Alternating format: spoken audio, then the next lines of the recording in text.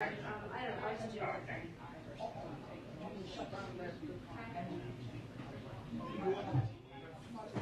other thing is, I used to go to and I just would get off either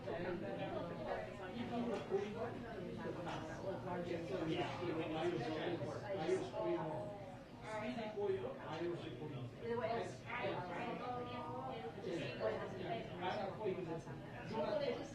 they call me last week. They call me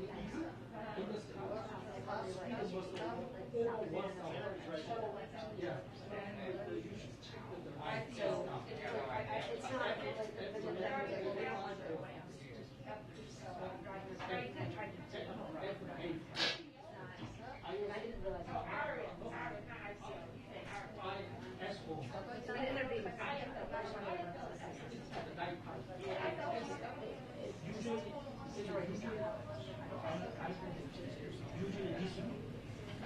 I just they are.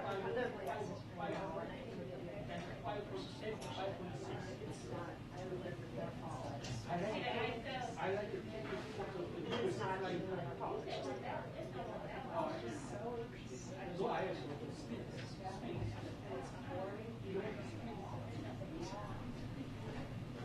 I don't think that, but I just was trying to.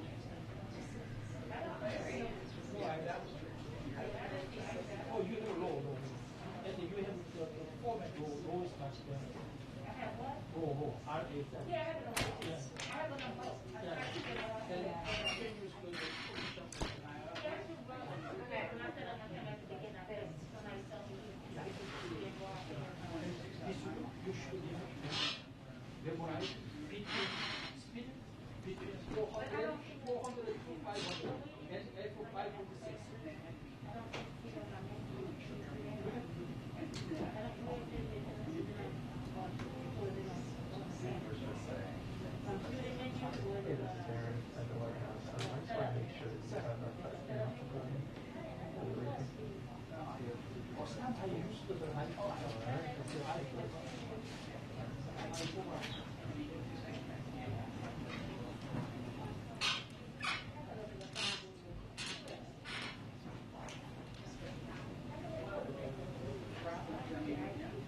How much? so where are you going to do it?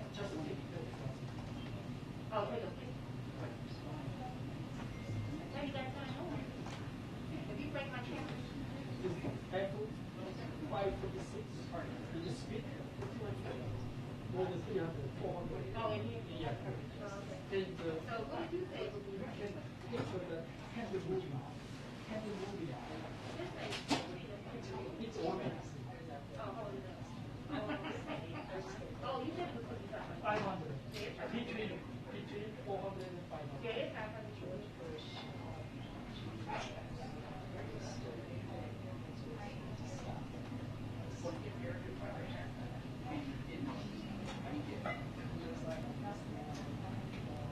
Whenever I'm using the range, then this also is possible. I didn't use the range. No, I use mine. That is I see. It's age age is not protecting safety. It's shake. Yeah, not protecting safety. No, Benji has improved the safety. Oh, I know what you're talking about. This I need another one. Good.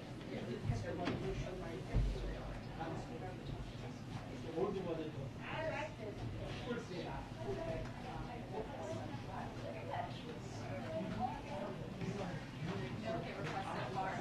Just wait and see what happens. Ian said that he had seen Yeah, I'm up. Yeah, I'm just done. That one from here. Yeah, so he told me, but he said it went away. I don't know if it's administration. Probably had to. I don't know, or maybe they One day, Send me the ad. one day somebody will buy your account. Okay. I'm not sure. Just if something comes up, just text me. Cool. Thanks, Brian. Yeah. Hey, sister.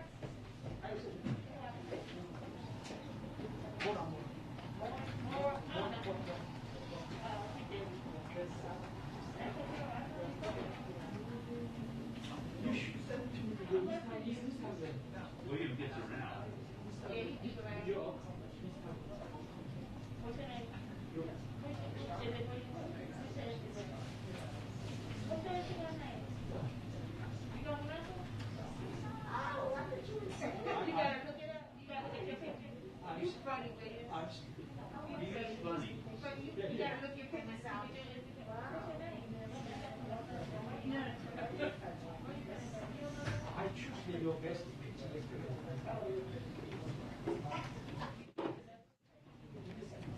Oh, you put it on your side.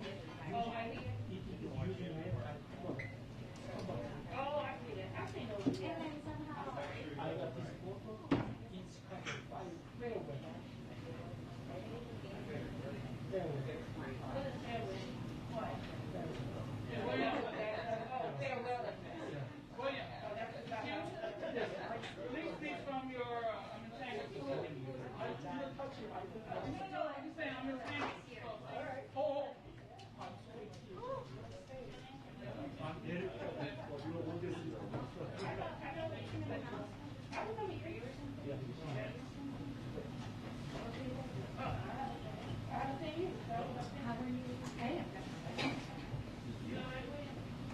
Did you see? I was the top 20 people busy, so I was going to get you on the backside. Happy Everything, all of that. All of that. Get those. Do you know yesterday I was walking alongside the pilot racing. Someone was No, you walked up to my camera guy. You told me about camera guy. And he didn't even see you. Dr. He didn't even experience my aura. He didn't experience my aura or none of that. He didn't touch it.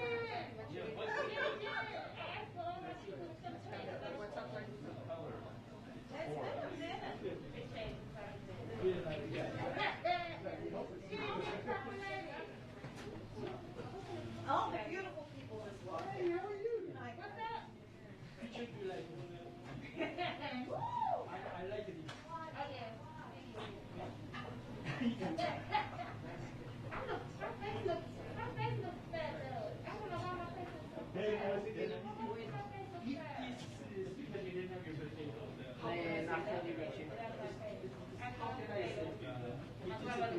Prende a Putin? Age Prende a Putin que vai estar Very extinct. is king Very to show the world. Very Very Very instinct. Wow. My question is so good. No, you're doing good, but I think you might they have the right one. They don't know the other. Now you know about something. Oh, Instinct or EX. instinct. That's the word. Instinct is the word. Or EX. Instinct. Instinctive? Yeah.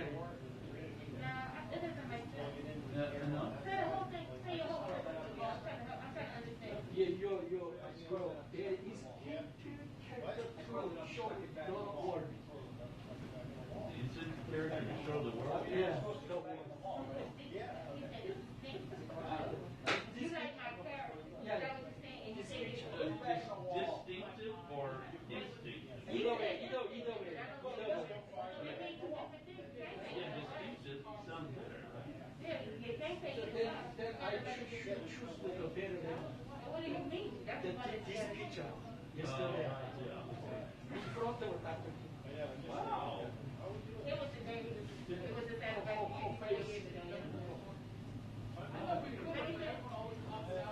He should have. You know how he does. I love it. He caught you off guard. No, he takes a lot of shots like he's hit it like 100 times. If you think you only get one shot, you just took about 100. Well done. Did we start on the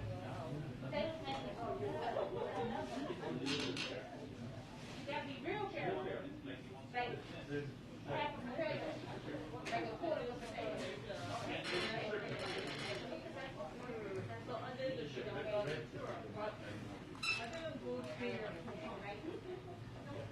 you know, the potato has huckleberry.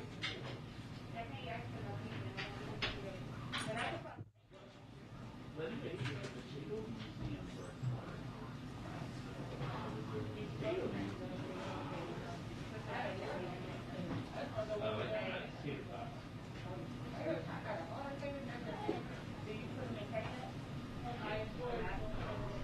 No, I do like I used to when I was a kid. I'm a sensitive to sweet tomatoes.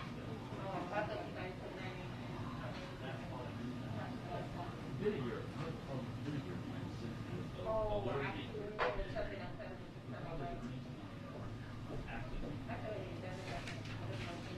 But potatoes do taste good. So, yeah, the deal is the potato mascot greens. Idaho, his name is Buddy Buddy. He's so cute. Well, anyway, his girlfriend's name is Sweet Potato. I was just living on the couch one day. He looks into her face and says, "My eyes are all over." You're like baby cow potato. He's doing a party. This you look just all in love and getting ready to take it.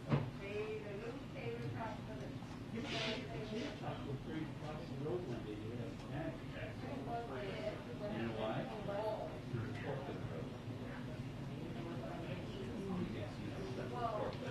So funny that these sweet potatoes are stressed out. They're a forklift operator to get a forklift.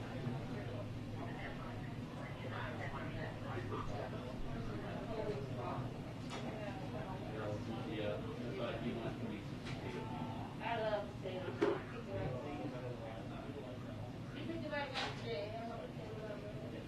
Oh, here's Buddy Buddy. You can get them dissolved.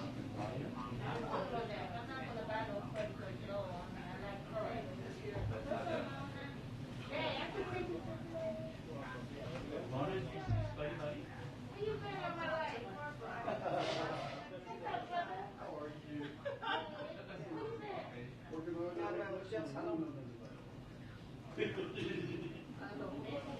How do you know?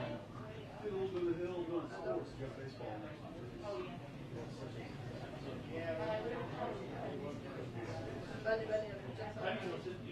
Everybody knows me, but Everybody knows her. I I've been knowing her about 10 years. I like something around this 30. That's just since she's born. She's been over 30.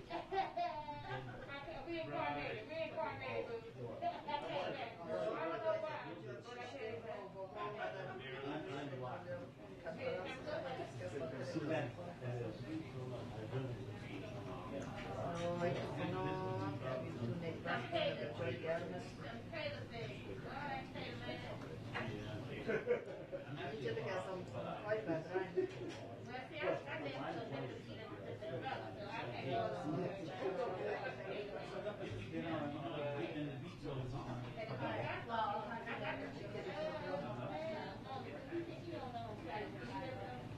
No way, Jose. He can't never win. Tell him no. He's still trying to get it. I'm trying to get ahead. Can't keep up with it. I'm sorry. Shelby,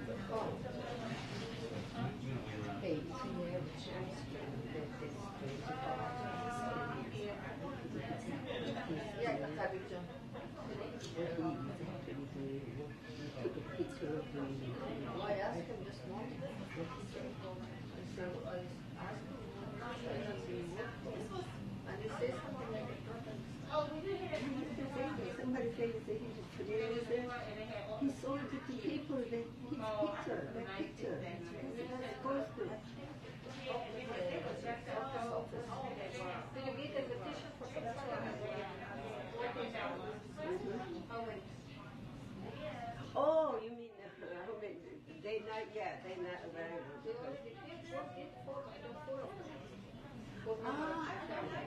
Oh, but tours. Yeah, I don't do that. How much do you pay? It's free. Free? For us, free. But for other people, Yeah, you have to. Today they do. yeah, I get it. I mean, there's upstairs. You need to spend.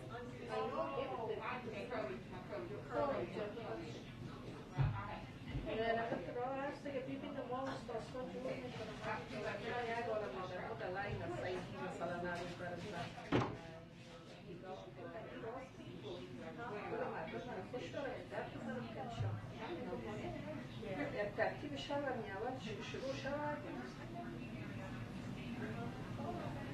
هستی؟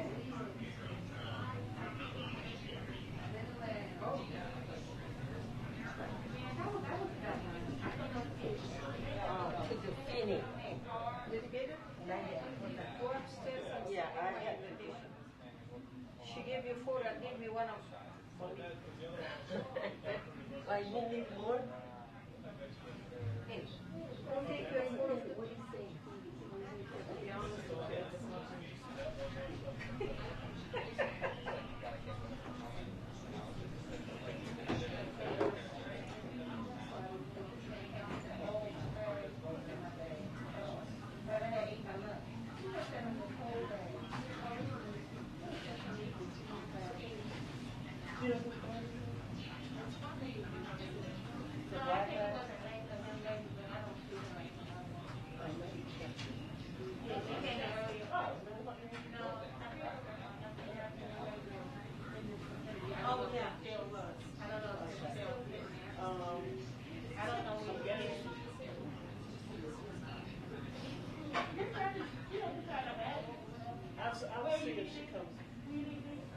I was gonna say here.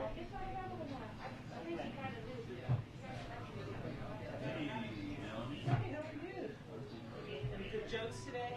Well, here's the psychiatric hospital.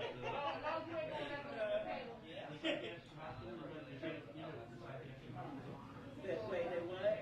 You had to deal with the psychiatric hospital. Why? Because he was starch-free. Starch. He was stiff around the edges, so they had to put him in the microwave oven and loosen up that stuff. That's cute. Craig, only charge that. Yeah, the jokes under the surface. Jokes under the surface, you know. Like, you may be like, I was going to ask you, can you dig it? hey, you got, oh, she threw her head back. Mona leaving. Mona's leaving. Mona's emoting. My daughter, you know, she hasn't spent time right now. Take a file. No. Show me. Just listen. So I really know what I'm talking about. Right. Count it. See, that's why I go back. I know something. Right.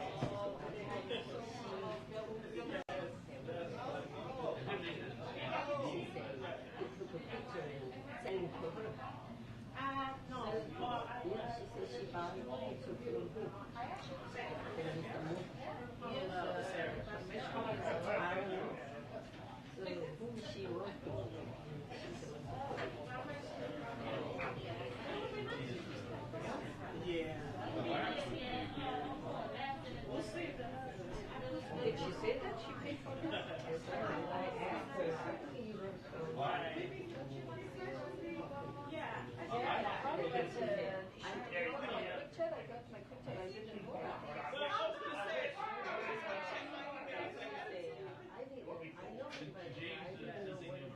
Right.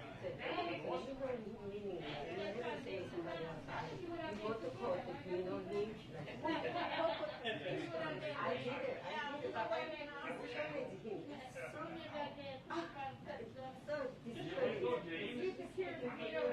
I don't like it. You're quite the negotiator. No, sorry, that's how. You said I'm sorry. I'm from South. So I said, simply I don't want to talk to her. Well, sometimes she's flashy. And then I did it. First time I said, hey, don't you think it's okay, you have to do your job. You have to do the stuff. This is identified.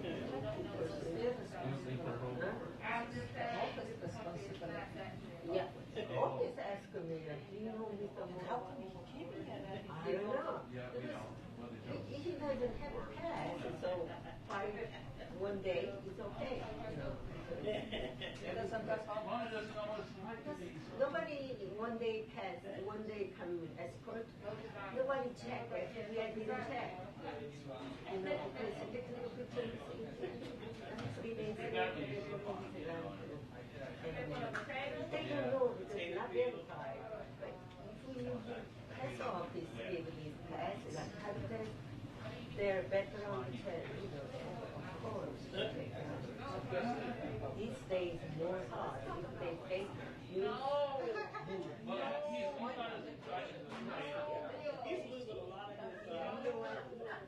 he cannot investigate.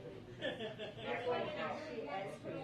But I think it's obvious about whether they were trying to tell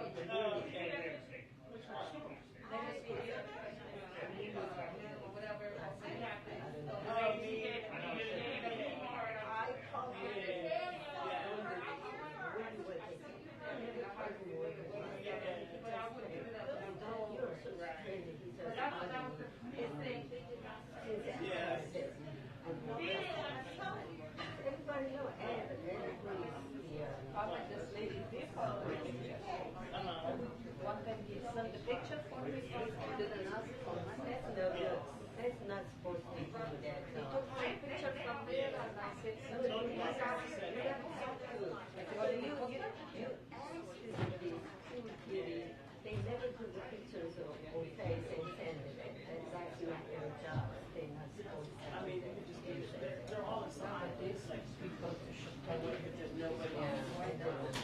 I called her. They absolutely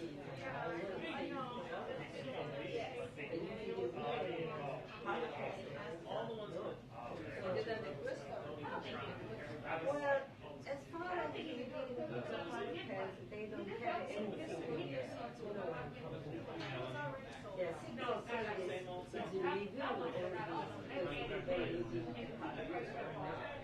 So they have five. But this case is one by one, you know, have to call them and come in. How they know who they are? Okay, I took pictures, someone bullshit, you know. So, even if bullshit, they don't know. You know what I'm thinking. Yeah, bullshit in the one way, they say, you know. But he just pretended that this one poor TV crew all asking me this guy bothering everybody. I know this guy is the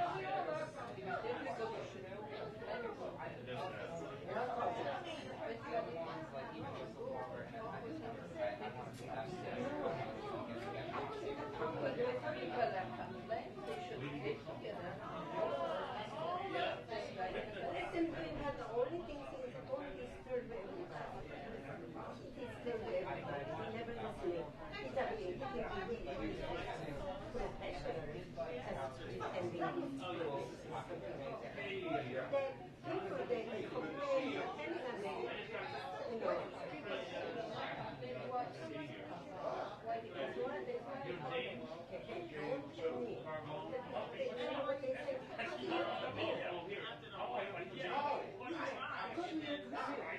We have 6 today?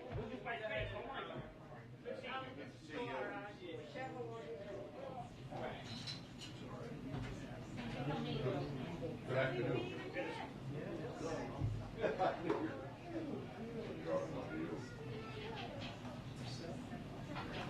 Hi, Don.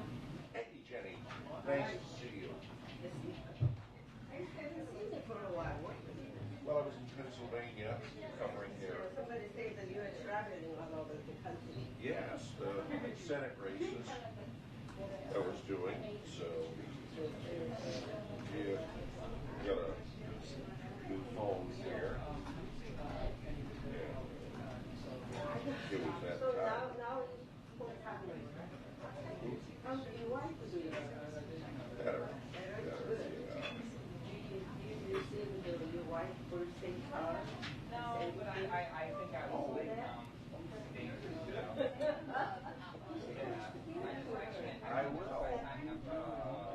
You sent it in the mail? Yeah. Okay, well maybe it'll be there. Oh, email.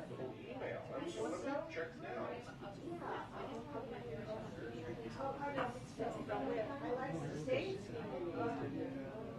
Address.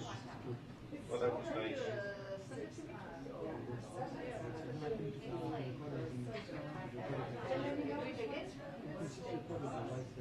Right. I yeah.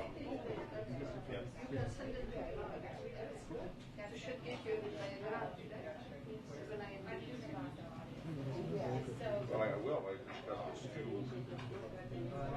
Yeah, it took me day to transfer. Hey, Simon.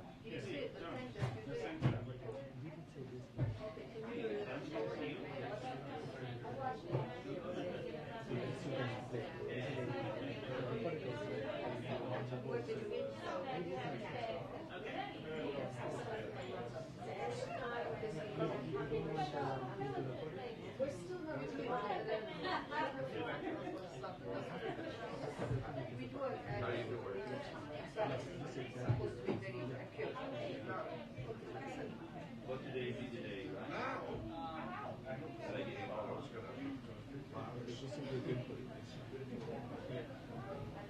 Unbelievable.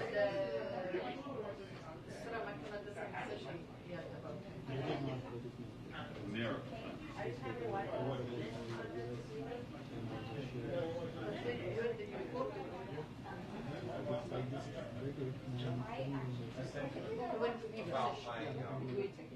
Yeah, I was having my phone transferred to a new model, and because it was the date was altered.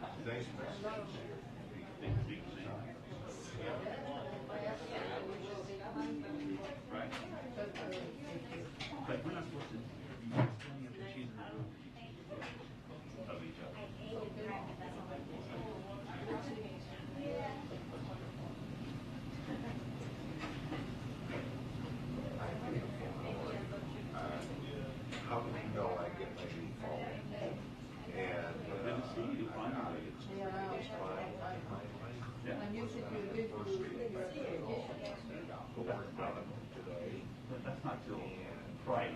So, We've just gone a week.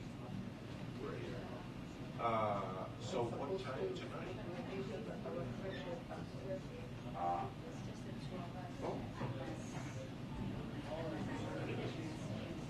I had a good time in Florida. Oh, okay, great. Orlando, I was there for the Sea Chapter conference. That's the interview. Oh. Yeah. Sunny weather in Orlando, Florida.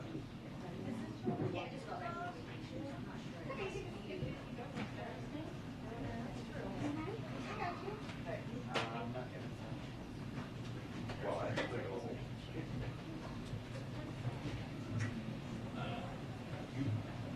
you're gonna tell me when How's the family?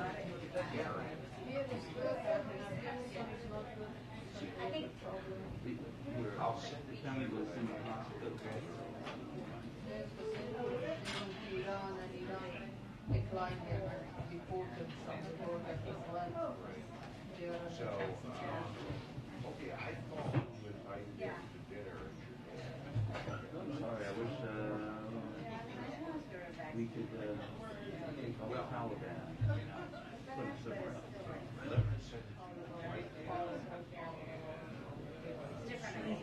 Put them on Mars. Hello, are you Katie? I'm Katie. I'm sure we have probably like before all of this. Wait, his hand around. 3:30.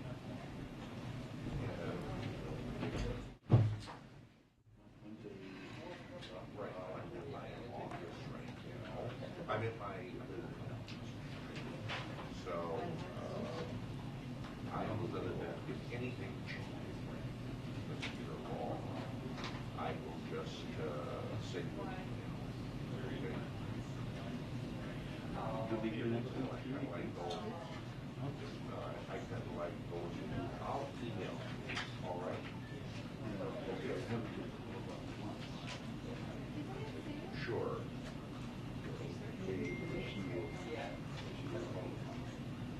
Okay. Yeah. Last year. Okay. 11 seconds. All right. Thank you. They're waiting here now. It's a lot easier when kids go on school line. But, you know, at least it's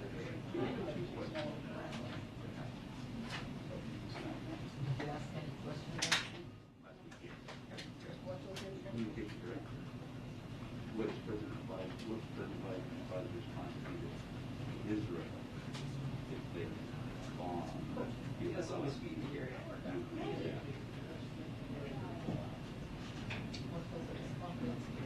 She laughed. She laughed not to.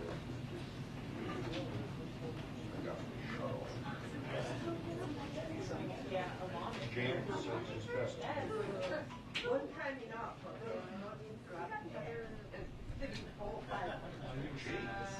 Yeah. Israel has bombed.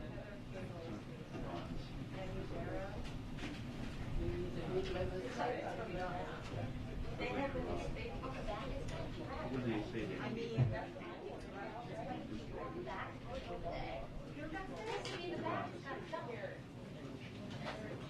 Oh, have I do that? The other Arab countries. I mean, yeah.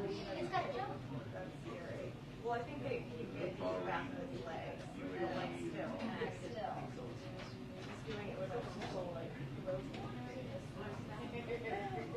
That people in court.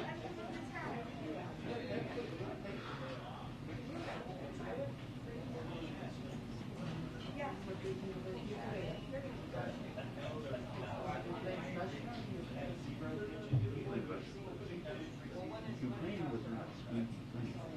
Ukraine had some problems.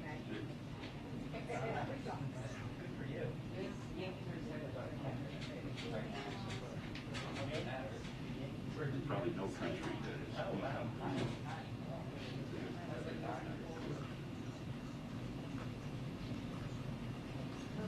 The Ukraine they Hunter Biden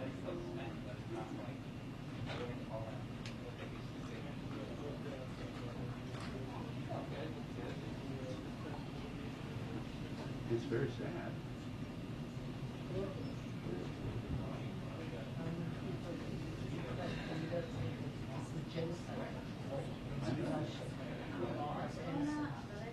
Well, it was good that Putin is close to the Russian Orthodox Church.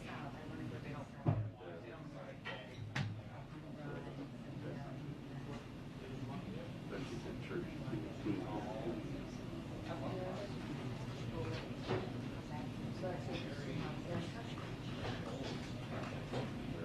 Putin is not a defender of good. You shouldn't be supporting wrong.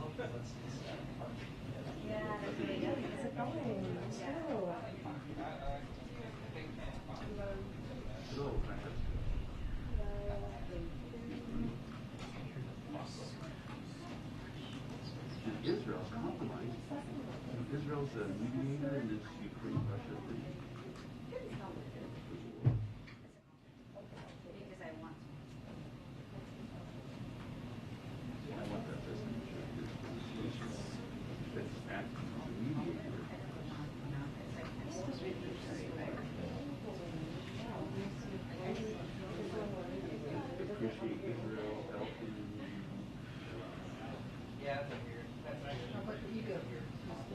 The Uyghur, I'm still dealing with that.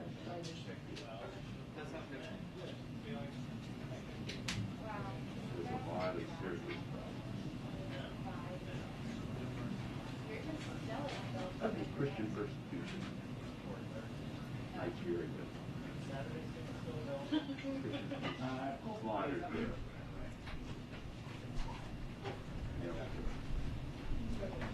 And of course,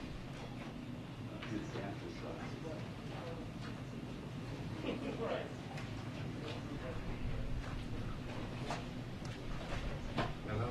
Hello, Martha. Hi there. Hey. Good of you. I'll talk to you later. Bye-bye. Call me back.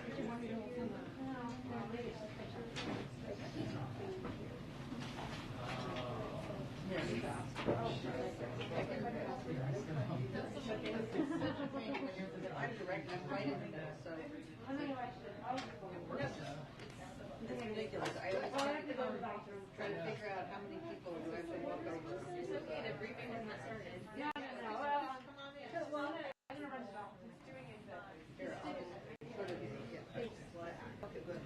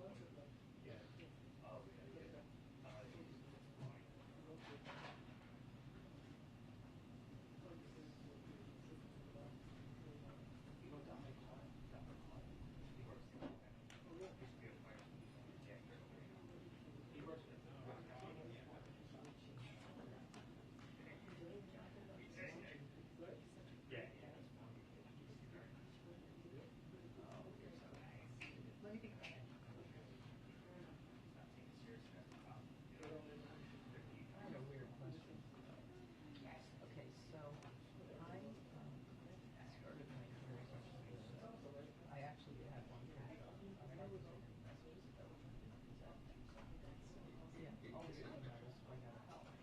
And there's that was an overarching, very beautiful. But there's another thing on the line. There's a template that was missing reaction. Some people feel that people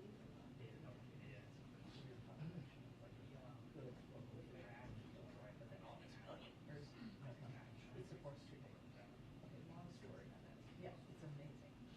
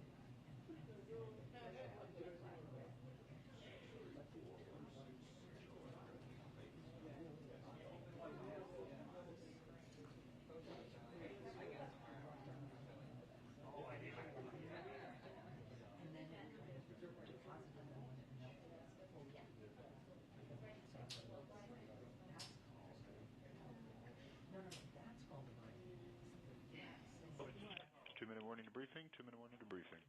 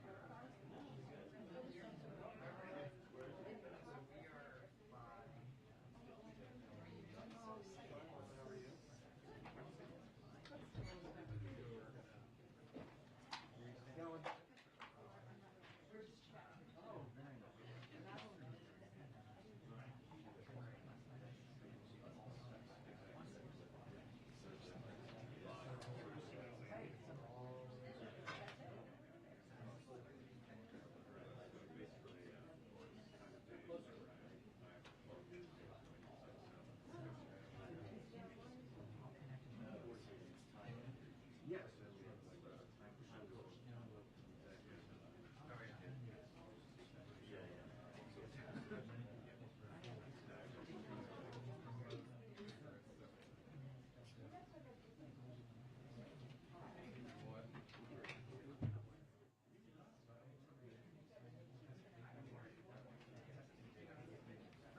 Hi, everyone. It's a busy day here, I would say. Okay. Today, as you all know, we announced new actions to cut healthcare costs through the Affordable Care Act. Thanks to President Obama and President Biden, America is more covered than before and well on its way to finally treating healthcare as a right and not a privilege. Thanks to the steadfast leadership, America is better off, of both of them, than it was 12 years ago. Through today's proposed rule to fix the family glitch, we'll expand access to 200,000 uninsured Americans and reduce costs for nearly 1 million Americans. This is no small feat. This will make for the most significant administrative action to improve implementation of the Affordable Care Act since its enactment. Outside experts have said this action is the boldest thing we can do to expand coverage without congressional action. Already nearly 6 million Americans have gotten access to affordable health care through President Biden's work to expand access to health care. And with congressional action, we could build on the monumental progress we've made to date to expand coverage and cut costs for Americans by making the health care component in the American Rescue Plan permanent. And of course, the 12 states that have not expanded Medicaid could certainly choose to do that as well. With that, let me just note too, all of you know Angela. But for those of you who don't know Angela, she is one of our press assistants. She went to Georgetown. I did not get into Georgetown. So she's very smart, obviously. She's also the funniest person on the team. And she's amazing and incredible. And I just wanted to call her out today, too. You all know Vedant. I've already done this. I've done this around Vedant. Okay. So cheers for Angela for everything she does. Okay, Zeke, sorry to get you off track there. Go ahead. Jen, administration officials said that since tomorrow the president's going to extend the student pause on student loan repayment for another 3 months through August. That would put it at least starting a couple months before the midterm elections. Is the president willing to sort of end that pause and have borrowers begin to make payments that close to a midterm election? Well, to not get too ahead to where you are at this point in time, it expires in May. obviously, we'll have an informal announcement to make before that timeline. I don't have anything to preview at this point in time. Obviously, we look at and assess what the needs are for the people who are impacted by the payment of student loans as we make these assessments. I would note that no one has been required to pay a single dime of federal student loans since the president took office. And of course, the Department of Education will continue to communicate directly with borrowers about federal student loan repayment and servicers as we make this final decision. On a different topic, we've heard a lot from the administration about the lack of international COVID relief funding for vaccinations. Does the president believe that without this money, he can meet his pledges to the world with global vaccine sharing? And does he have to recalibrate now that Congress seems unwilling to provide the necessary funding to get there? Well, no, we can't meet our commitments and cannot continue to be the arsenal of vaccines to the global community. Without global funding, USAID won't have resources to get more shots in arms. We'll be forced to scale back our work providing oxygen and antiviral pills, and we will lack the funding to provide rapid testing to countries in need. It's not just about vaccine doses, of course. I know that's kind of the question you asked. It's also about providing the know-how and the individuals and at times the training to be able to get shots in arms, and those are programs that we fund through our global efforts as well, and we need that funding in order to continue these programs. And just lastly, for me, General Milley had some pretty sobering testimony on the Hill today regarding the state of the world and sort of grim outlook. Saying the potential for significant international conflict is increasing, not decreasing. Is that an assessment the president shares? And is that sort of the assessment of the U.S. government that sort of the state of the world right now is darker than it was when the president took office? Well, certainly the General Milley speaks for the assessment of the U.S. military, and I think that's what he was testifying on, and he speaks on behalf of the administration. Go ahead. General Milley also said that he thinks the war in Ukraine will be measured in years, that this will be a long, protracted conflict. Can you clarify, do you mean that the ground war will be lasting years, and is the U.S. committed to aiding Ukraine for as long as this drives on? Well, we're certainly committed to continuing our historic support of Ukraine, whether that is military assistance, humanitarian assistance, economic assistance. Without further parsing General Milley's words, and certainly I would point you to the Department of Defense and to him directly, I think we also understand that the recovery from this war, the rebuilding in Ukraine, people who have lost their homes, communities that have been destroyed, is going to take some time, and the United States will certainly continue to be a part of that. And President Zelensky today effectively asked, what's the point of the UN Security Council if they can't find a way to hold Russia accountable given Russia's veto power? He suggested the council was powerless and outdated. Does he have a point, and does the White House think the Security Council needs to be reformed? Is that even possible? Well, I think he's certainly referring to, obviously he can speak for himself, but his frustration, which we share, that Russia is a permanent member of the UN Security Council. We don't see that changing. And so what our objective is at this point in time is on a couple of fronts. One is to continue to provide a range of security assistance to Ukraine, directly to Ukraine, to the military that is serving boldly and bravely on their behalf. I can provide you a little bit of an update on that in addition to the deliveries of the $200 million package announced on March 12th, which are almost complete, deliveries of the $800 million package the President announced on March 16th are actively occurring, and obviously the Department of Defense has also announced a range of equipment that is being provided. I'd also note that there are a range of mechanisms as it relates to accountability, and that relates to the President's strong statements about his view and belief that Russia and President Putin are guilty of war crimes and obviously the atrocities that have taken place. And they are not necessarily through the UN mechanisms. And there are obviously challenges to that given Russia is a permanent member. But there are ample examples in the past of other international bodies, and we will continue to support those efforts as well. And just one more. The sanctions that are coming tomorrow being announced by the U.S. and European partners are expected to in part target Russian government officials and their family members. Is this also expected to include Putin's daughters? I don't have more specifics to detail or preview for you at this point in time. It is expected, or you can expect, I should say, as many of you have reported, that they will target Russian government officials, their family members, Russian-owned financial institutions, also state-owned enterprises. It's a part of the continuation of our efforts to put consequences in place, hold Russian officials accountable. And again, those announcements will be made tomorrow. Go ahead. Thanks, Jen. Secretary of State Blinken earlier today said that the killings in Bucha are not a random act by a rogue unit, but that it is a deliberate campaign by Russia to commit these atrocities. But he did not offer any evidence the U.S. has to back up this claim. I'm wondering if the White House can share any evidence to that effect. Well, I think what the Secretary was referring to is the fact that we have predicted and laid out very clearly the intention of President Putin and the Russian military to commit atrocities. That's what they have done. We have seen with our own eyes what they have done. That is consistent with, but a little different from a question about a process, which is a process that would take place through an international mechanism to have a review or have an investigation into war crimes. That is a process that we would certainly be supporting in a range of ways. But what he was speaking to is the fact that we had predicted it. What we predicted has unfortunately happened, and we've only seen potentially the tip of the iceberg because of where we have had access to. We have not have access to an expanse of the country where they have likely also committed atrocities. Thank you. And one quick thing on sanctions. We've sort of increasingly seen evidence that Russia is turning to China to circumvent Western sanctions. We just had a report that Reuters did today about Russia turning to China for microchips. They have a payment card that they have now issued in conjunction with China's Union Pay, which is an alternative payment system, as you're aware.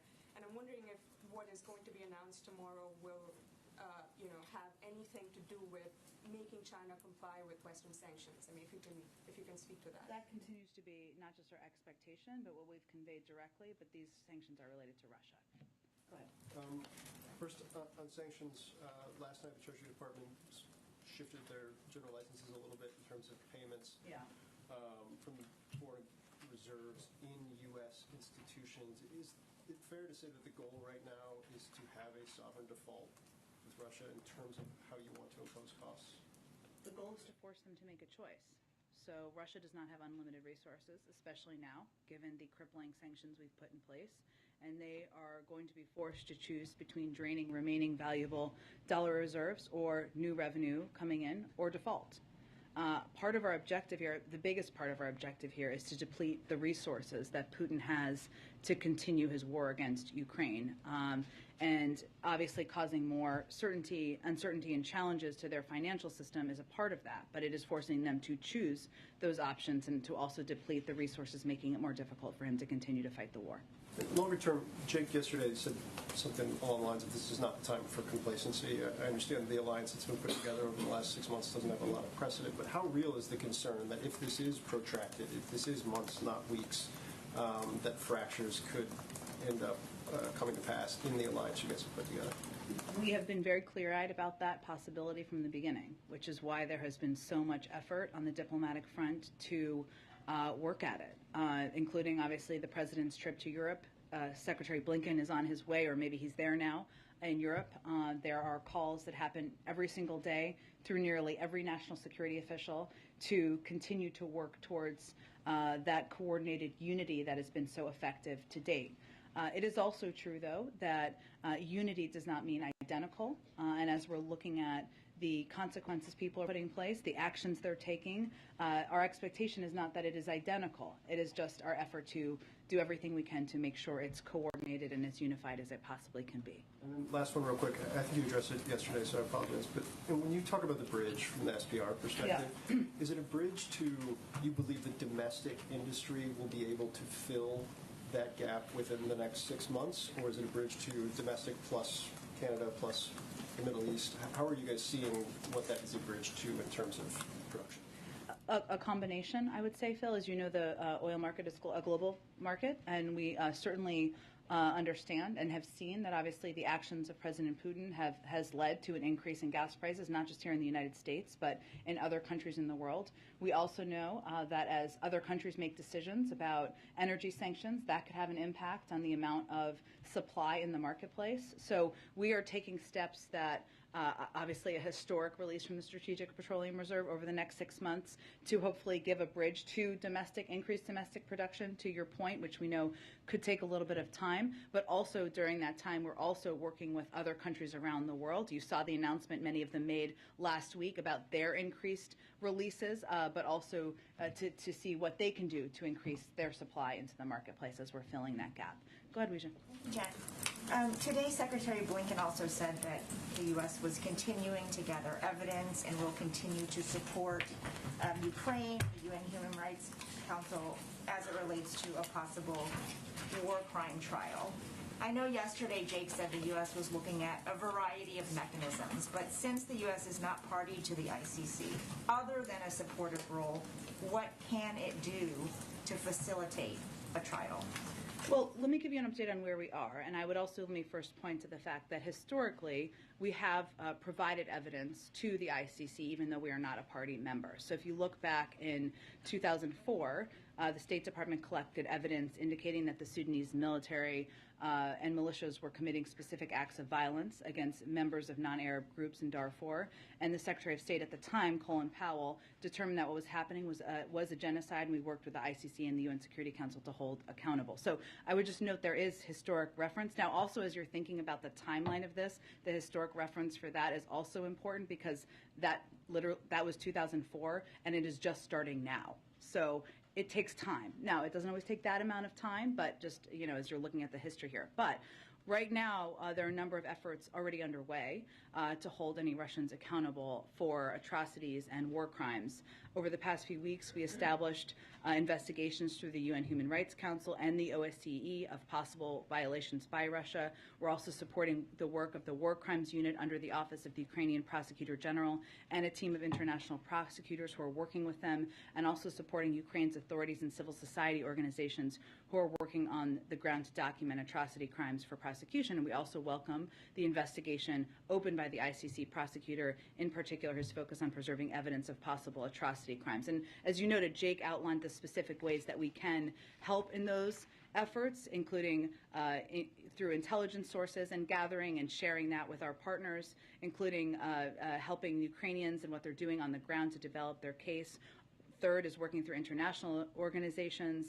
And the fourth, as he noted yesterday, is all of you and the range of important reporting and sharing of images and information gathering that's happening out there. But those are the different options and different mechanisms we're working through now, but it has not yet been determined what the international mechanism is. And you mentioned that's going to take a lot of time. It seems that you've also indicated that every sanctions package is not meant to be an on and off switch to stop Putin, that will also take time. Is there anything that can be done to stop Putin now, in the immediate? I would say first on sanctions, we have a couple of objectives. One of them is to put consequences in place, put a marker down and make very clear it's absolutely unacceptable, horrific, and there should be consequences. The second is to make it more difficult to fund the ongoing war, and that is a very important component. And the question Phil asked earlier about the bond payments and the bond payment that is due is an example of that, and the mechanisms we have through our economic resources to do exactly that. And the third is to make clear and make it evident to President Putin and Russian leadership and the world that he is a pariah and now is and will be held accountable and treated in that way on the global stage. But what we feel is the most effective thing we can do now, in addition to that, is to continue to provide military assistance, security assistance, equipment on the ground. I would note again, the Department of Defense announced a series of additional military pieces of equipment that they had not previously delivered, that they were delivering to the ground. And we are focusing that effort on ensuring it is equipment that the Ukrainians are trained on and that they have already been using effectively in this war to fight the Russians. Go ahead. And just to follow up on Weijia's question, you guys are adding more sanctions, saying that the sanctions are going to take time to have an impact. How much time do you guys think that these innocent Ukrainians have? Well, I think what's important to note here is sanctions are just one component of the tools that we have at our disposal. What we are doing and we're already seeing effectively happen is the financial system in Russia is near the brink of collapse. I mean, they're projecting 15% inflation, a contraction of 15% in their economy. Private sector businesses are pulling out of the country. It is more and more difficult for President Putin to fund this war every single day. That has an impact. But what we're also doing is providing a historic amount of military and security assistance, which is what they've been using effectively over the last few weeks to fight this war and push back the Russians. But do you guys assess that anything you've done so far has prevented a war crime from happening? Well, Peter, I would say that everything we're doing to date is to support the Ukrainians in this war and in this effort. And that is something the President's proud of, we are proud of, including rallying and leading the global community in standing up against Russia. Okay, on another topic, a lot of stories about Hunter Biden surfacing this week. So to ensure the independence of the investigation, would the President support the appointment of a special counsel? Well, first, the President has never had a conversation with the Department of Justice about any investigations into any member of his family. He said that during the campaign, and he will continue to abide by that. So I'd point you to the Department of Justice for any additional steps they would take. They would make those decisions independently.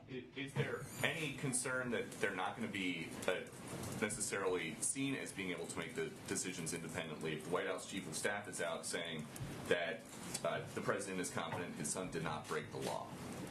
Well, that's something the President has said, and certainly we would echo. But in the same answer to that question, Peter, during an interview this week on ABC, Ron Klain also said the Justice Department is independent and they will make their own decisions. And the President has said that he never spoke to his son about his overseas business dealings. Is that still the case? Yes. Go ahead. So tomorrow you're going to announce, the White House is going to announce new sanctions. The administration will new sanctions on Russia in some form. Should we view those sanctions as a response to Bucha, or how should we view those when they're announced? Well, unfortunately, the photos, the horrific photos we've seen from Bucha are not the first violation of war crimes or atrocities that we've seen take place on the ground. So in part, yes, but they have been in the works and part of our process of putting in place consequences. Which is to say there may be more, should we anticipate more in terms of reaction to Bucha? This wouldn't be it in isolation. Correct. We are continuing to assess and make decisions about additional consequences and steps we can put in place. So given these awful videos and pictures we're seeing of the atrocities that took place in Bucha right now, is the U.S. policy still one of no regime change in Russia? And if so, why should someone like Vladimir Putin be viewed by the U.S. as someone who should be allowed to stay in power? Well, I think our policy is no, we are not calling for regime change, and that has not been our policy and continues not to be our policy. But again, Peter, our view is that he is a war criminal, and he is somebody who should be looked at by the international system who evaluates war crimes. I guess the question people say, then why not? He's a war criminal. Why should he be allowed to stay in power? Well, our policy is not to call for regime change. We're not calling for regime change. But again, he is somebody who's committed atrocities against the people in his country. He's a pariah in the world, and every step we've taken has made that clear to the global community. Very quickly, can you pull back the curtain on what happened upstairs when we weren't watching between the former president and the current president over lunch? Did they talk about Putin, Ukraine? Did they do a tour of the residence? What can you tell us about their time together? You know, I haven't had a chance to download yet with the president. I did see former president briefly, but his schedule's a little lighter than the current president's these days. I do know that they had a great, expansive conversation. I haven't downloaded on the specifics of it yet. I'm not sure I'll be able to share those with all of you. They did go take a look at the Oval Office and take a walk around, and I know they enjoyed spending time together. Just to put a finer point on some of the questions so far been asked, why shouldn't the images of the atrocities from Bucha compel a worldwide, unified, coalition kinetic response? You mean a military war? Tell me more about what you mean. Sure. A military response led by the United States and the international partners. As in bringing military troops on the ground from the United States and NATO. Well, the president has described outrageous things. You've called them atrocities. You've said perhaps we should brace ourselves for worse. Why not? I think what the president's objective is and his responsibility is to make decisions that are in the interests of the United States and the national security of the United States and the American people. And that is not to go to war with Russia. It is to do everything in our power to hold them accountable, to support efforts through international systems to do exactly that. and to provide military assistance, security assistance, and support to the Ukrainian people and the Ukrainian government. That's exactly what we're doing. But it is not in our interests or in the interest of the American people for us to be in a war with Russia. Go ahead. To follow up on Phil's question on the Russian sovereign debt, does the White House have any sense of timing on when Russia might default? I don't have an assessment of that. I will be looking forward to reading Bloomberg's assessment of that, but I don't have an assessment of that from here. It depends in part on what decisions they make. On what decisions Russia make? Okay. And then on the Federal Reserve search, is the White House still searching for a nominee to replace Sarah Bloom Raskin? And when are you expecting to make an announcement on that nomination? My understanding of the process is it's ongoing. I don't have an update on the timeline of when that would be concluded. Sure, go ahead. Question on sanctions, the new ones that you're going to announce this week. Is there anything you can tell us about them? And just to follow up, if China and Brazil and India and the Middle East are not participating, how effective can they be? Well, tomorrow what we're going to announce is what I can tell you, and it may not be fully satisfying, but let me do my best. In coordination with the G7 and the EU, an additional sweeping package of sanctions measures that will impose costs on Russia, send it further down the road of economic, financial, and technological isolation. This will include a ban on all new investment in Russia, increased sanctions on financial institutions and state-owned enterprises in Russia, and sanctions on Russian government officials and their family members. These measures will degrade key instruments of Russian state power, impose acute and immediate economic harm on Russia, and hold accountable the Russian kleptocracy that funds and supports Putin's war. So this is going to be done in coordination with others, and the steps will be targeting, as I just noted, obviously family members, Russian government officials, and other state-owned enterprises and financial institutions. Some pretty big economies that are not participating. Again, I think what we're doing is we're working to rally the world and taking steps to hold Russia accountable. It does not mean they're identical. It doesn't mean they'll all happen on the exact same timeline, but that is what we're continuing to work to do from here. About the countries that are absolutely not participating in sanctions like China and Brazil and India. I understand what you're asking. What I'm conveying is that we are also coordinating with the G7 and the EU, which is about 50% of the global economy, which is still a significant unified entity, in holding Russia accountable. And in our conversations, obviously, we had our Deputy National Security Advisor traveled to India recently to convey the implementation of our own sanctions, and our expectation is not only that other countries will abide by, but that they will also be a constructive part of holding Russia accountable. Go ahead. Thank you so much. Just a question to see if you have any reaction to Viktor Orban's victory and what kind of message that may send to allies in Europe. Let me check with our national security team. I'm sure we can get you a direct reaction to it. And then I just wanted to ask on COVID, if the president is seeing any sort of having any new restrictions, or if there are any procedures that are in place, just given there have been a number of staff at the White House who have COVID, there have been a number of reporters who have COVID, many of them were mixing this weekend at a dinner. Which he did not attend, but But is there any sort of additional heightened concern just given this moment and the fact that a lot of people in town seem to be getting it? Well, we know that BA2, which is the dominant variant, is a very transmissible variant, and so we've obviously been watching that closely. And certainly we knew that, as it has been the case in the broader population, including among the media, but also among staff, that means that there will be people who get COVID, who are fully vaccinated and have been boosted, especially in the White House, and I think with most members of the media as well. So fortunately, what we're seeing is largely mild symptoms. But what we do, the policies we do here, which we have not changed, but they are more stringent than the CDC. So just to reiterate for all of you, our policy is that all Executive Office of the President employees surrounding the President are on a regular testing schedule to screen for COVID on campus. That is a step beyond CDC guidance. If you're going to see the President, you will be tested that day, even if you're not traveling with him, just if you're going to see him for a meeting. The President's doctor will continue to determine if additional testing is needed on any given week in light of various considerations. For example, because of the travel from a couple of weeks ago, he was tested in addition to his regular cadence after he came back. And importantly, as I noted, everyone going to a meeting with one of any of the four principals is obviously tested. In addition, for those employees who test positive, and I can confirm this, two times over. They are required to isolate in alignment with CDC guidance, must test negative before returning to work. That's a step beyond what CDC recommends, and if they test negative under 10 days, they are required to wear a mask for that period of time as well. And meetings with the president are often socially distanced in many circumstances as an additional precaution, even as people are tested. So there are a range of steps. My point is, I'm sorry, that was a lot of a list, but is that we take a range of steps. We have been taking a range of steps that are meant to put an extra layer on in protecting the four principles, and given it is the White House. Is there any thought to having the president take any medication prophylactically in case that he is in contact with somebody with COVID? Not that I'm aware of. I don't even know what that would be, but not that I am aware of. He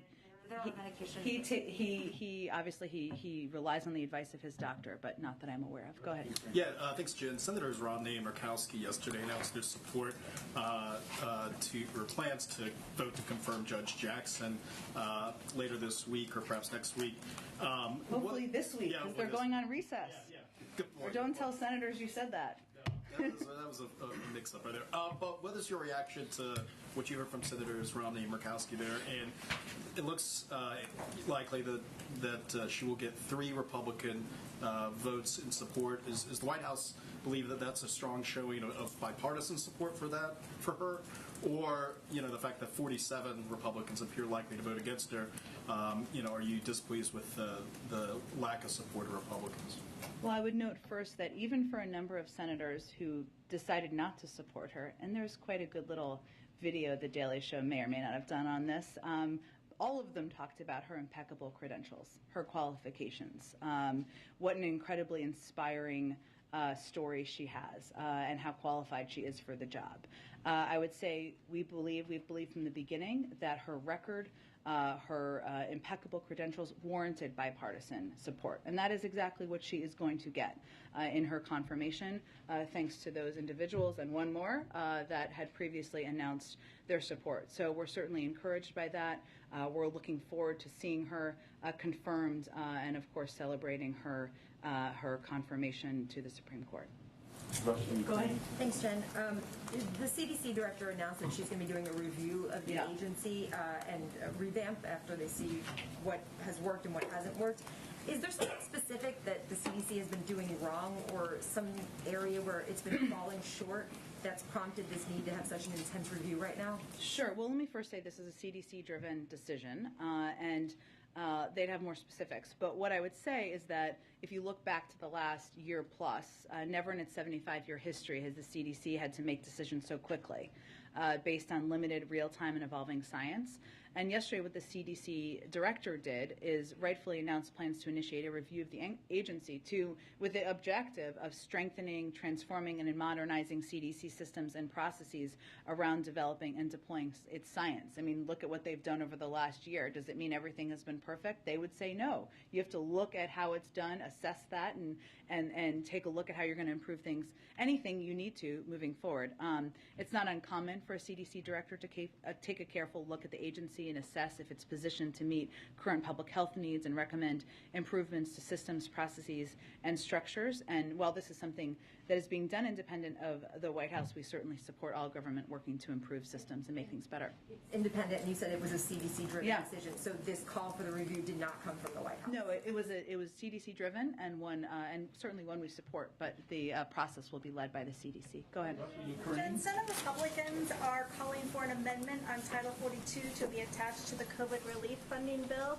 I just wanted to get the White House reaction to that, but then also what kind of effects are you guys worried about if this funding measure gets carried or doesn't pass? Well, I think my colleague, I don't know, he seems senior to me, Jeff Zients said this. What he said in response to this question is that decisions on Title 42 should remain independent of the urgently needed funding for COVID aid. I mean, this is a decision made by the CDC. It's a public health decision. It's not one that should be wrapped up, of course, in politics. And the decisions made by the CDC is where it should belong as it relates to Title 42. I would note on your earlier question, the impact of not getting this aid would be significant. Right now, these additional resources are urgently needed for our domestic response, including, just to give you a sense of some examples of how it would be used, booster shots for the general population, monoclonal antibodies and Evusheld for the immunocompromised, maintaining our testing capacity. These are all components that are vital to our continued fight against the pandemic. And these are efforts that shouldn't be political. They shouldn't be controversial. We're all, certainly COVID-19 doesn't look at your party affiliation before it decides to inflict you with the virus. And so they're vital. We need this funding, and we'll have to stop, as I've noted in here before, a number of these important programs if we don't get the funding. Go ahead. Thank you, Jim. I'm trying to understand how you see this horrible news coming out of Ukraine with these massacres. I'd like to understand, do you see it as something fundamentally like a game changer, or is it just another incremental awfulness and a thing that's been going on for well over a month? And if it is something fundamentally different, these people with their hands tied and thrown into pits and cellars and whatever, does that mean that we can expect to be hearing a fundamentally different response? Because that's also incremental. Well, I would say first that there's nothing normal, there's nothing acceptable, there's nothing that shouldn't shake people to their core about the photos they're seeing of what is happening on the ground, or what has happened, I should say, on the ground.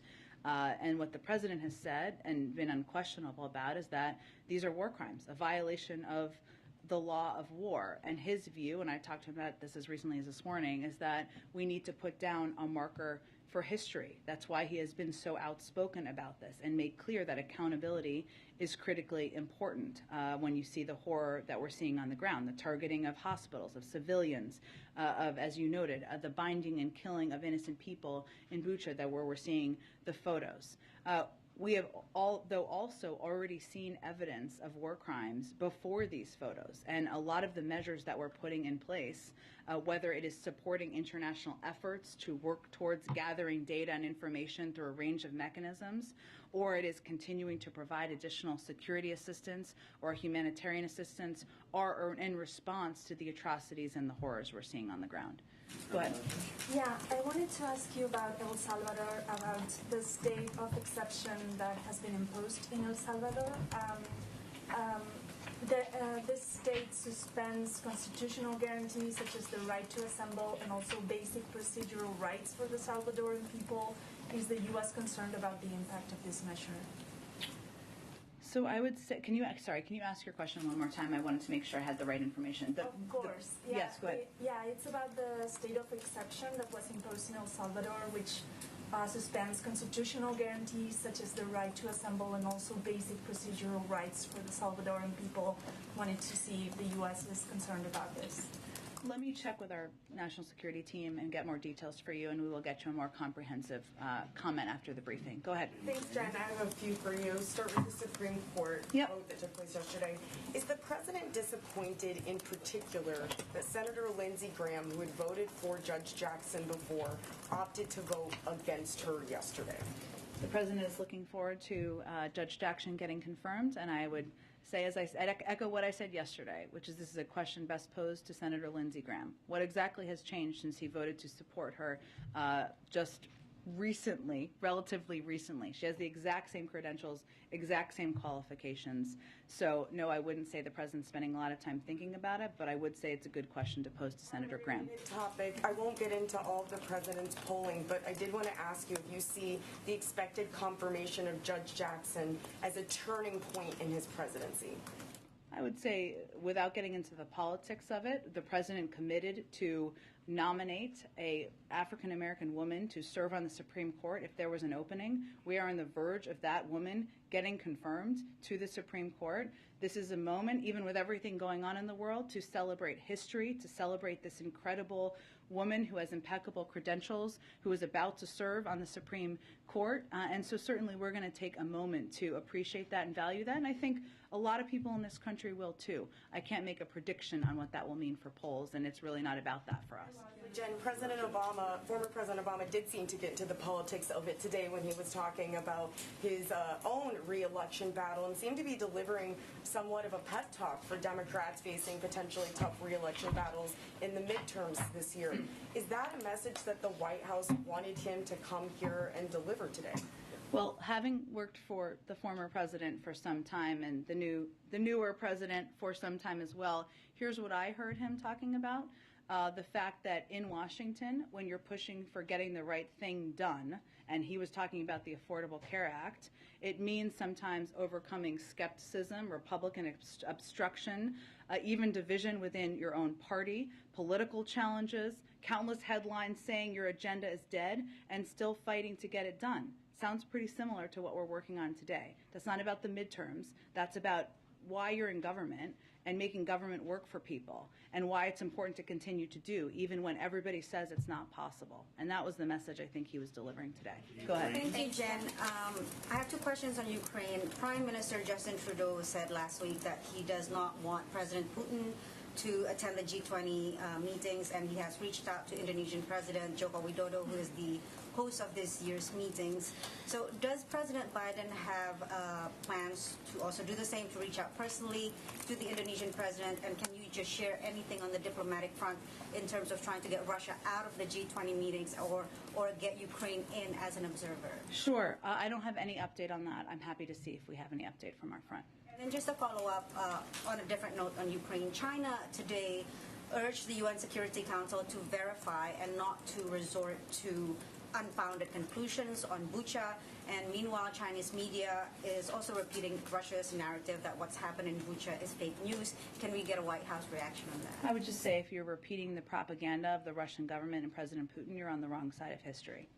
Thank you, Jen. Last week, a senior Treasury official briefed that the sanctions on Russia were originally intended to deter, but now the point of the sanctions is intended to debilitate and impair the war effort. Can you elaborate any change in messaging around the sanctions and their intended purpose and how that's changed? Sure. Well, look, I think the way we always saw it from the beginning is that the threat of sanctions, your hope is that there is a deterrence effect. That has been played out in history, that there has been a deterrence effect at times.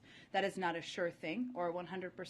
But if it reduces or if it makes a leader potentially think about what horrific actions they're going to take, then they're worth that threat of sanctions. Never has it been the case that the putting sanctions in place is effective deterrent. The threat of them has been an effective deterrent.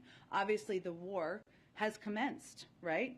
And sanctions have always had the purpose of putting in place consequences. So right now, those consequences also include making it very difficult for President Putin to fund the war, which, as you know, includes steps like the step taken by the Department of Treasury yesterday, where they're going to be forced, because they don't have unlimited resources, to make choices about how they're going to spend the resources they have. How would you describe these latest rounds of sanctions? Because the administration was very clear in the beginning that if the invasion happened, that it would bring forth everything but the kitchen sink. So the sanctions that we're seeing rolled out now, how would you describe them? Are they simply incremental at this point? Well, they've all been building on each other. The Russian economy is on the brink of collapse. The inflation is skyrocketing at 15%. The detraction or the constriction of the economy there is also projecting to decrease by 15%. Private sector businesses are not investing in Russia, and President Putin is a pariah. This has all been the result of a coordinated global effort to put in place economic and financial consequences that are having an incredible effect. In addition, we have made it much more difficult because of export controls and other limitations on the type of materials that President Putin and the Russians can purchase to build the technological systems and capacities to fight wars in addition to funding wars. And those are all components that have been the result of the efforts to date. Go ahead. And I wanted to ask about your long COVID announcement earlier today. The criticism that's come from lawmakers has been that it's going to take a long time to collect data and studies on long COVID. Can you talk about how this memo helps people that are living with that now? I think this is an effort to acknowledge that this is something that many people in this country are suffering from and dealing with, and unfortunately, science moves at the pace of science, and it is acknowledgement of that and a commitment by the U.S. government to take steps to look at it more closely and see what more we can do to help address it and help people who have been suffering. Go ahead. So I wanted to ask about refugees. I had asked yesterday about the 100,000 number. You were talking about how the administration's response has been geared toward refugees staying in nearby countries. Can you talk about, though, how you got to that 100,000 number? Does that have anything to do with the capacity of the U.S. government to take in people that are... It's not exactly what I said yesterday, but what I said was there is an ongoing policy process that hopefully will be concluded soon, and we'll have more to share with all of you soon about the prioritization and how the process will work for these Ukrainian refugees who will be eligible. In terms of the number, this is an effort by the President and the United States to welcome through an expedited process and a different process that we'll have more details on soon, Ukrainian refugees into the United States, even as we know factually that the vast majority of them will want to and have expressed an interest in staying in countries nearby. So it is just an effort to make clear our willingness and openness to doing that. Go ahead. Thanks, Jen. Can you guys give us a sense of how President Biden will mark Judge Jackson's confirmation later this week? I expect we'll have more details in the coming 24 to 48 hours on that, but I don't have anything to preview at this point in time. There's momentum in the European Union to ban all natural gas coming from Europe. They're not taking that step, but there's momentum. The European Commission is changing regulations to accelerate approvals for their natural gas infrastructure. In the announcement in Brussels, the U.S. said they're going to keep the regulatory framework. So how is the U.S. going to continually support enough natural gas should Europe cut off the Russian flow in order to long-term to help our European neighbors? Well, there are steps we've already taken in preparation that we will build on, and we will continue to explore ways to ensure that European countries are not as reliant as they have been on Russia for natural gas and for a range of energy resources. One of the steps we've taken successfully, which we will continue to build on, is to tap into countries in Asia who have excess LNG capacity to provide that to Europe. That is something we've already done to date, and we will continue to explore. We've been working on this for months in anticipation of a potential shortage or potential needs in Europe. How about infrastructure projects in the U.S., though, to help expand them, facilitate them, go forward? Tell me more about what you mean exactly. Well, I mean, Senator Capito. To increase capacity, LNG capacity? Yes. I can check with our team and see if there's anything to preview on that anymore. Go ahead, George. Yeah, there was a recent poll that showed more people think jobs were lost in the last year than think jobs were gained. Why is that, and is there anything that you can do to change that perception? Well, I saw that poll, or saw that data. What I can tell you, what we can do from here is share the facts. And I know all of you are working to share facts as well, even as you ask us tough questions and hold us accountable and to account as well. We know the fact is that the president created more jobs last year than any year in American history.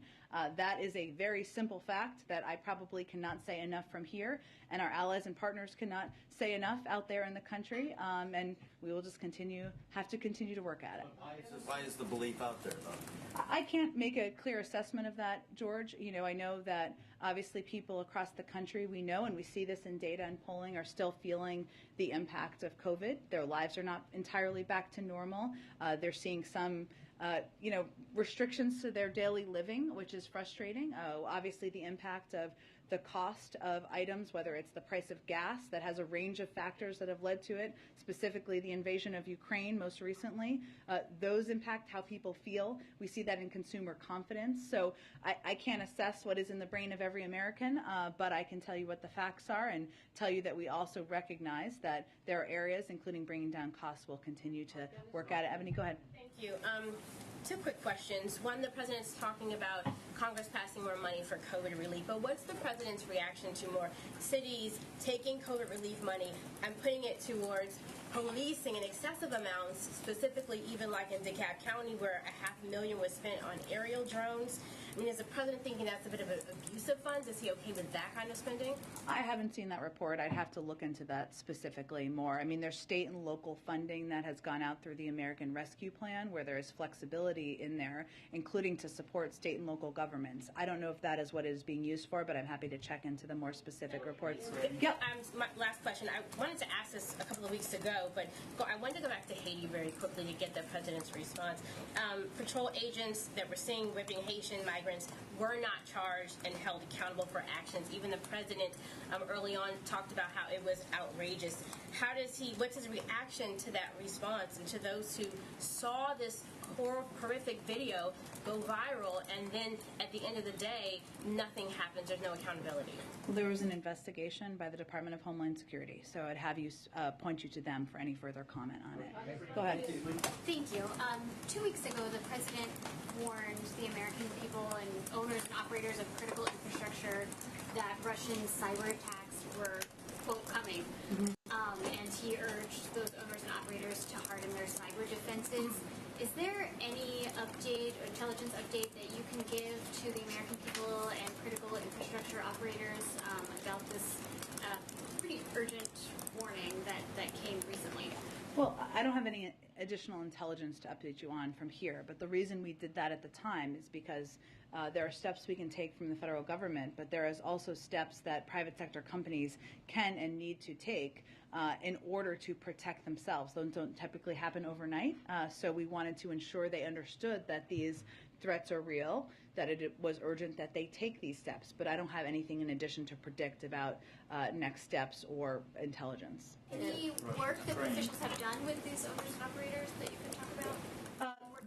There is ongoing work that our cyber team has been doing from the beginning of the administration, working closely with the private sector. That's been a huge priority for the president, the recognition that it needs to be a partnership. And one of the reasons we go out publicly as we do is because even as and that was actually on the heels of when Ann Neuberger came here, it was on the heels of a briefing she had done with larger institutions to talk about this. We also recognize, though, that cyber attacks can impact smaller institutions, medium-sized institutions, and institutions that need to know that there are easy steps they can take to two-factor authentication, passwords, not clicking on mysterious links that can also help protect themselves. So that's why we went out publicly to spread the message broadly. Thank you so much, everyone.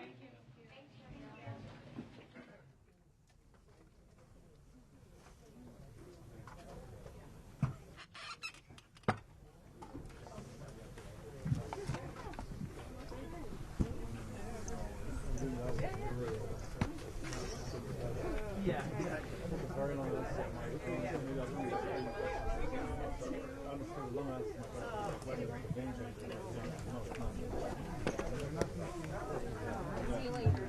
Yeah, good to see you. Good luck with your story.